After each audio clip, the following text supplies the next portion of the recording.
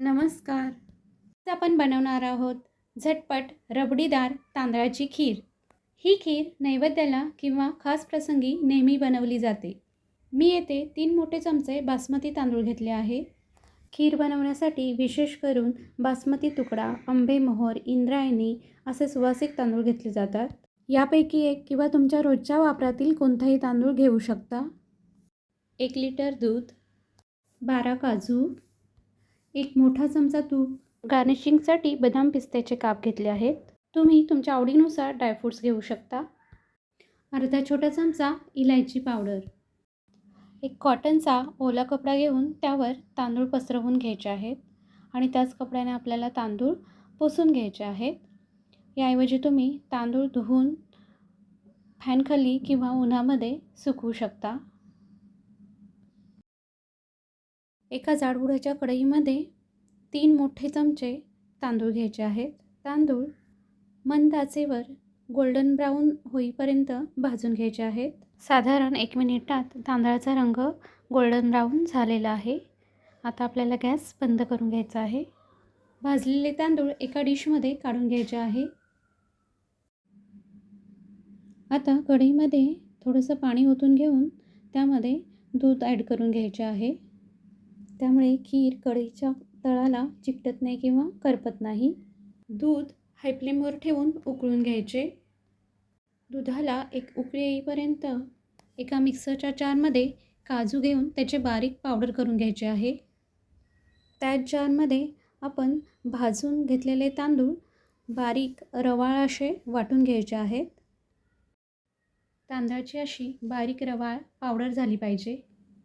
आता दुधाला चांगली उकळी आली आहे. आपण जी तांदळाची पावडर बनवून घेतली होती त्यामध्ये थोडंसं दूध ॲड करून त्याची चांगली पेस्ट बनवून घ्यायची आहे. डायरेक्ट दुधामध्ये ही तांदळाची पावडर ॲड केली तर त्यामध्ये गुठळ्या होऊ शकतात. त्यामुळे आपल्याला त्याची चांगली पेस्ट करून घ्यायची आहे. त्याचबरोबर आपण जी काजूची पावडर बनवली होती त्यामध्ये थोडंसं दूध ॲड करून त्याची चांगली पेस्ट बनवून घ्यायची आहे. आता उकळलेल्या दुधामध्ये तांदूळ पावडर आणि दुधाची जी पेस्ट बनवली होती ती आपण ॲड करून घेतली आहे. गॅसची फ्लेम आपल्याला मीडियम टू लो ठेवायची आहे. सतत तळापासून पळीने अशा प्रकारे खीर मिक्स करत राहायची आहे. 10 ते 15 मिनिटांसाठी खिरीला शिजू द्यायचं आहे. जाडसर असे फुल क्रीमचे दूध वापरले तर खीर स्वादिष्ट होते. मी येथे खीर नैवेद्यासाठी बनवत आहे त्यामुळे गाईचे दूध घेतले आहे. सतत खीर अशा प्रकारे हलवत राहणं महत्त्वाचं आहे, नाहीतर तळाला लागू शकते. बासमती तांदळामुळे खिरीला छान असा सुगंध येत आहे. साधारण 15 मिनिटे खीर शिजवल्यानंतर आपण जी काजू आणि दुधाची पेस्ट बनवली आहे ती ॲड करायची आहे. काजूच्या पेस्टमुळे खिरीला छान दाटसरपणा येतो. खीर स्वादिष्टही बनते. 1 लिटर दुधाला 3 मोठे चमचे तांदूळ हे परफेक्ट प्रमाण आहे. साधारण आणखीन 10 मिनिटे खीर शिजवून घ्यायची आहे. तुम्ही पाहू शकता खिरीला रबडीसारखा दाटसरपणा आलेला आहे. इतपतच खीर आपल्याला दाट ठेवायची आहे. आता यामध्ये आपल्याला साखर ॲड करून घ्यायची आहे. मी येथे 5 मोठे चमचे साखर घेतली आहे. तुम्ही तुमच्या आवडीनुसार कमी जास्त साखर घेऊ शकता.